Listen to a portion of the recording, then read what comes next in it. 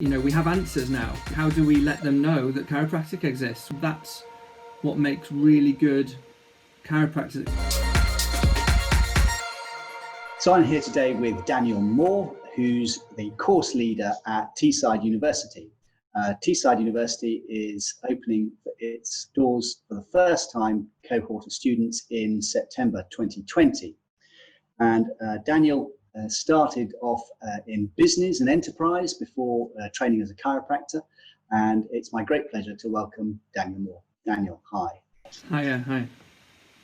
So Daniel, in your new role, what do you think the future of chiropractic education is? Such a big question, isn't it, Matthew? And very separate and distinct to where the profession might be going. So we might cover that later on. But in terms of chiropractic education, I think we have a couple of different areas that we need to sort of improve and bolster over the next few years. I think one of them seems quite obvious, which is to build really good chiropractic programs to try and improve not just the volume and get more chiropractic colleges out there, but to improve the way that we do what we do. And I think there's a couple of ways that I've tried to approach that at Teesside. Through a combination of things, probably my experience in listening to the profession over the last few years, and also getting into the education bubble and working out what works, not just from a professional point of view, but in an educational point of view. So I think one of the sort of hinges of that is professional integration and improving clinical experience within the course. We've tried to do that through our placement model. So the first 3 years of the degree, get people out into practice, get people experiencing real life chiropractic in clinics, get them speaking to patients from the first semester of their course, and really try to make them feel like part of the profession.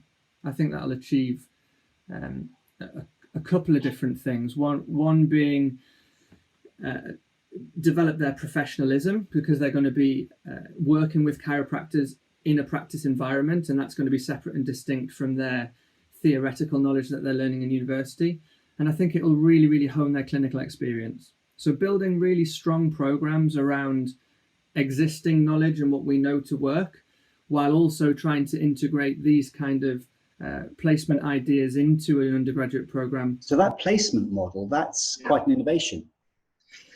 It is. It is. It doesn't exist much in the UK at all. And it comes out of, so I sat on the curriculum development team for Teesside for the last 18 months, or the year prior to me becoming appointed.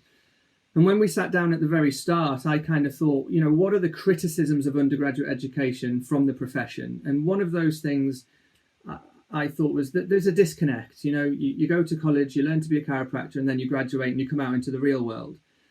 And I thought, how can we change that slightly? How can we try to say, okay, we're listening to that, we're listening to the profession, how can we change undergraduate education? There is obviously an amount of work that needs to be done in that learning environment, in a university environment, but I saw an opportunity to blend the clinical model or the clinical experience model between placements and an outpatient clinic. I don't think we have to wait till fourth year until we start subjecting students to real patients, to real world environments. We just have to do it slowly and teaching the basics, and start with case history, start with observation, move on to other competencies and other skills, and do that slowly over time. Yeah, I agree. What has the response from the profession locally been? Really positive. Everyone I've contacted has been keen to be involved. On top of that, I've had people contacting me saying, I'm keen to be involved. So I've got kind of both sides of it. The people that I'm sort of going out to and saying, would your clinic be involved? Would your clinic be involved? It's been really positive. And on top of that, other people have read that we're existing, that we are doing this, and they're saying, look, you know, how can I sort of get involved? And that kind of brings me on to my next point, which is the value, or increasing the value in chiropractic education as a career. You know, lots of people leave chiropractic education and feel that the next step is only chiropractic practice. And there's, you can go into chiropractic practice, you can go into research, you can go into education, at any stage in your chiropractic journey or career. And I guess the reason that brought me on is because there are people out there that have said to me, I'm interested in getting into chiropractic education, but I maybe haven't got the capacity to leave practice. And this placement model is a great opportunity for them to become a practice placement educator, to have students in their practice, and they become almost a part-time educator because they are doing CPD around teaching, around assessment protocol and management, what the students need to know, how to manage them. They have a relationship with the university, and it gives them another kind of string to their bow. They may not want to jump off the deep end and come into academia full time, and this is kind of that halfway house for them that a number of people are quite keen to take. So there's that route, as well as saying to people, this is a valid career option. You can have a really big impact. You can have a really big impact on the profession at the grassroots of students, of promoting the next generation of chiropractors, and that shouldn't be undervalued at all.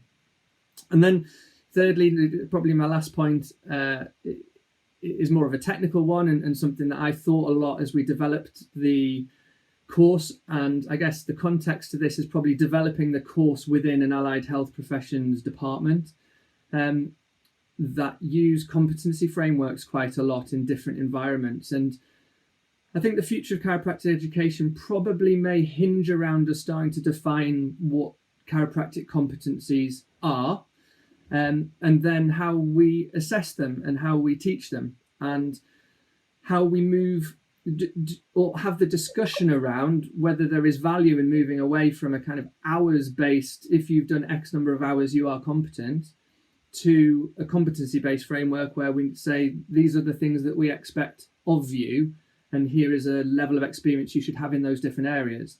That's a very complicated discussion, and there's lots to be discussed around that. But it's something I've built into the practice placement model, because it's very difficult to say to those practice educators, this is what a year one student should do, this is what a year two student should be able to do.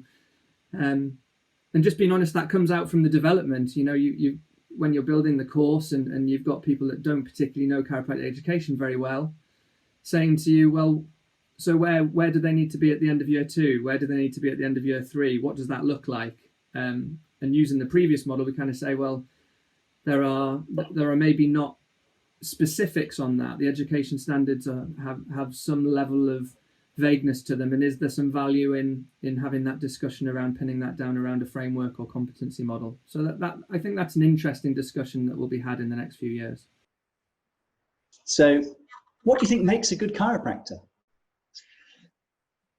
I've thought about this long and hard, especially over the development of this course, and I think there are two clear things for me that make a good chiropractor. One of those is being a good healthcare professional, and I think that any undergraduate course really has to hone those skills, and some of them are skills and some of them are just inbuilt within us, but I think people have to want to put patients first. I think patients have to be at the top of every professional's agenda.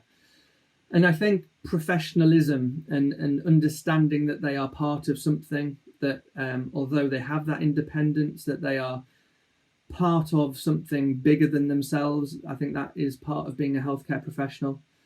And the thing that sets us separate and distinct, I think that people need to be a skilled and attentive adjuster. And I think that courses need to hone those skills as much as they do the healthcare professional skills. So when I say that, I mean skilled in terms of how they think, skilled in terms of how they speak and communicate with patients, and skilled in how they act and what they do with their treatment. So I think we need to, through our undergraduate courses, hone those skills really well, while also making sure that we're creating very good, high quality healthcare professionals. And with both of those sort of weapons, with both of those tools, I think that's what makes really good chiropractors that can make really good decisions for their patient base. So over the last 10 or 15 years, there's been a shift away from active treatment, from manual therapy, more towards the biopsychosocial model, and often the psychosocial element of that. And contextual factors are very popular now. And given that manipulation has a patchy track record of efficacy, do you see it still as being an important part of chiropractic education? Yes, I do. And I do for probably a number of reasons. So from what you just said there, I kind of got two things, one of which is about the value and importance of contextual factors and the value and importance of manual hands-on care. So the first one first, I think, so evidence-based practice has always had that idea of contextual factors being valuable. I think the research over the last 10 to 15 years, as you suggest, has just highlighted how important that is. And it's my understanding, and I think some of the research supports this, that it wasn't as well understood in the past. And although it was there, we now understand the value of that. So although it maybe hasn't taken over, it is now just highlighted as something that we really need to be attentive of.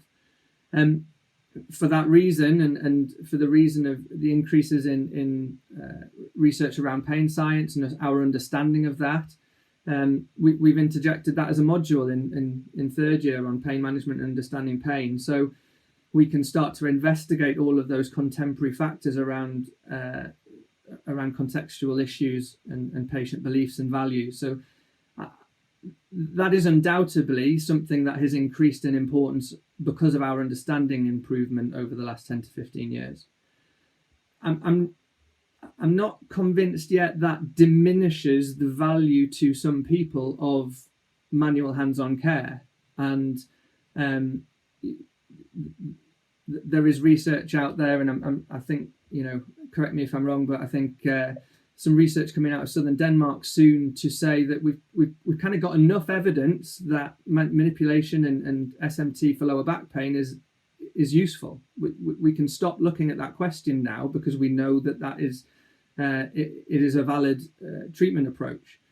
So for it to be a valid treatment approach, we have to maintain being good at it, and that can't lose value. I don't think because some certain things are becoming more valuable, we have to diminish the value of other stuff.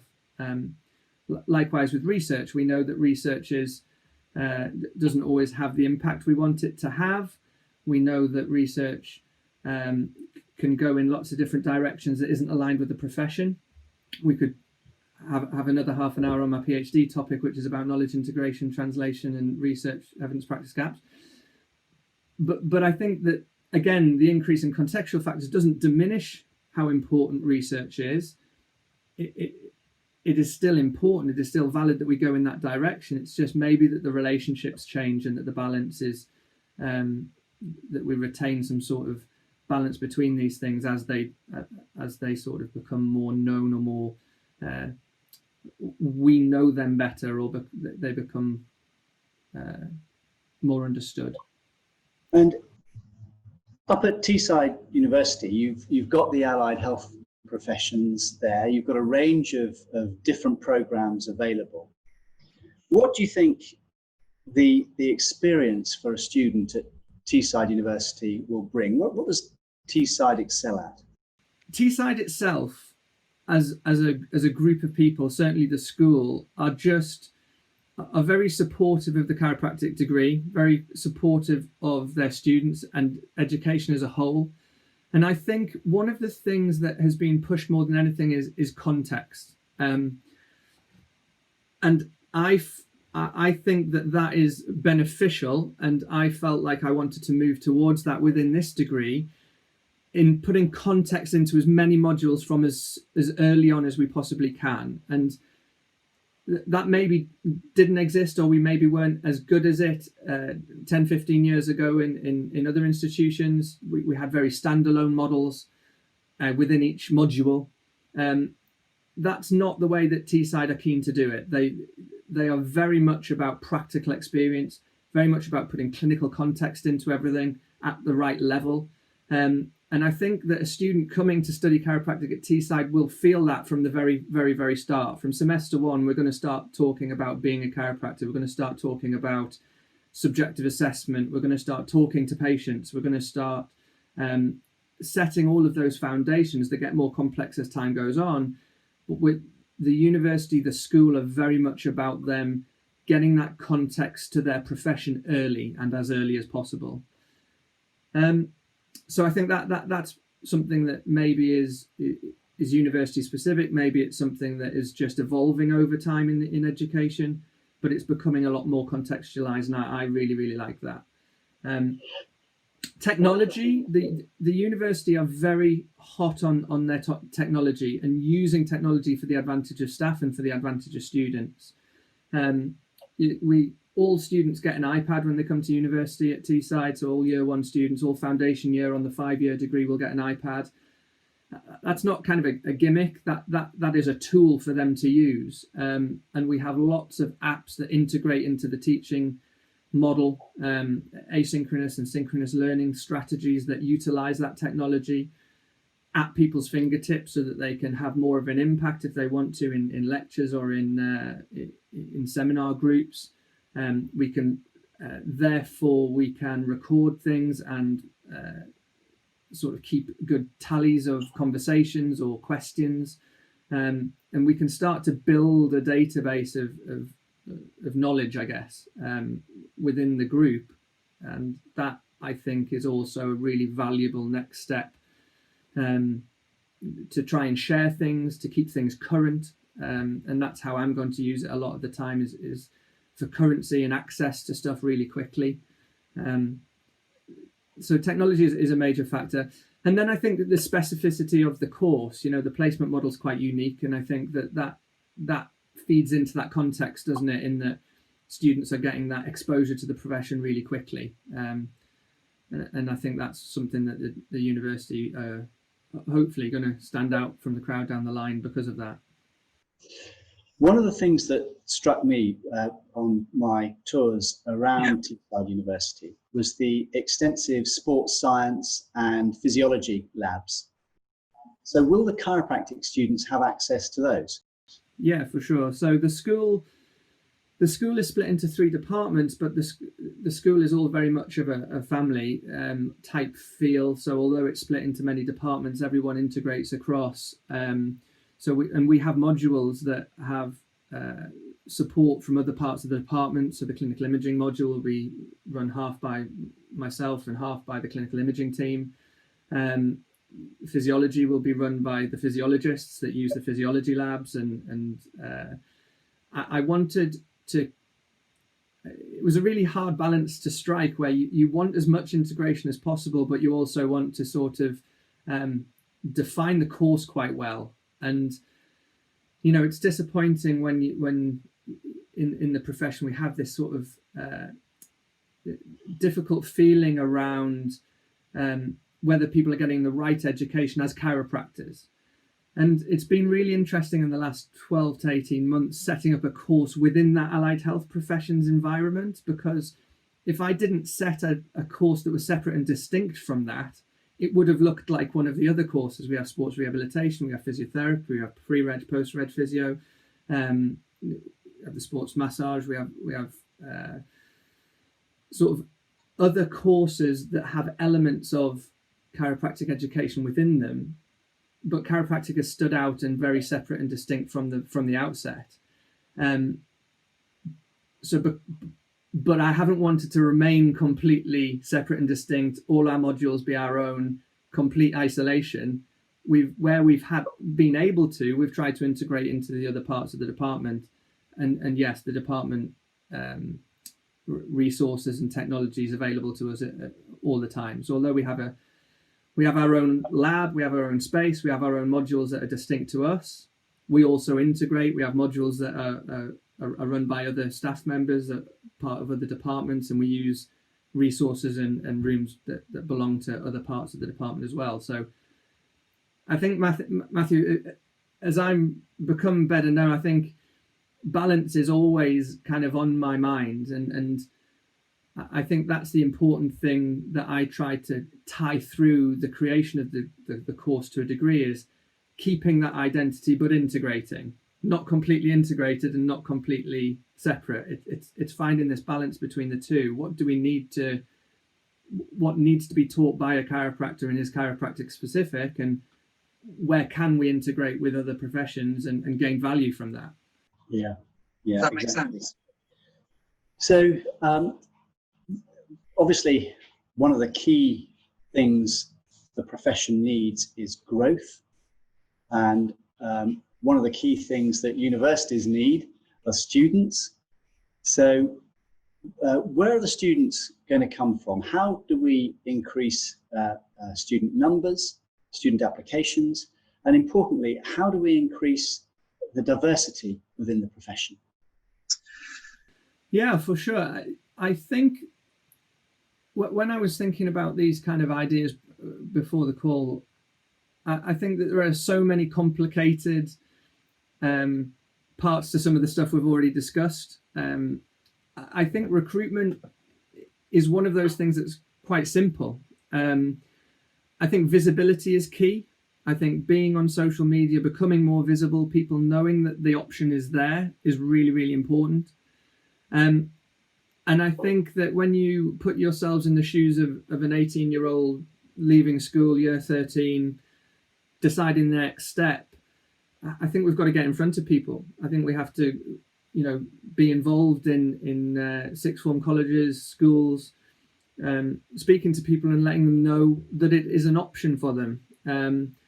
It was really interesting. I had a call yesterday with our team in Malaysia and Singapore and our East Asian recruitment team, and they were sort of posing the same question in terms of, it seems like somebody who is interested in musculoskeletal profession, a musculoskeletal profession in healthcare, always wants to do physiotherapy. How do we let them know that chiropractic exists? Well, we've just got to talk to them, and when we're getting these people coming in, or when we've got those people asking questions at medical societies or musculoskeletal health talks, we've got to be talking about chiropractic.